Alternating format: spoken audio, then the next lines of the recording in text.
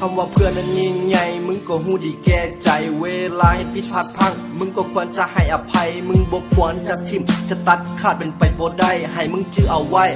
คำว่าเพื่อนนั้นอยู่ที่ใจเวลาเขาล้มมึงควรพยุงเขาขึ้นมาเวลาโศกเศร้าควรเฮ็ดให้เขานั้นเฮฮาเวลาเขามีน้ำตามึงควรจะอยู่ข้างๆเวลาเขารู้สึกอ้างว่างหมดหนทางจะเดินต่อมึงควรบอกเขาอย่าเฝ้าโทษอย่าเฝ้าท้อชีวิตวันนี้หมดเท่านี้ความหวังยังมีจงเดินไปต่ออย่าไปง้อโชคชะตาตื่นสมัครกับมือใหม่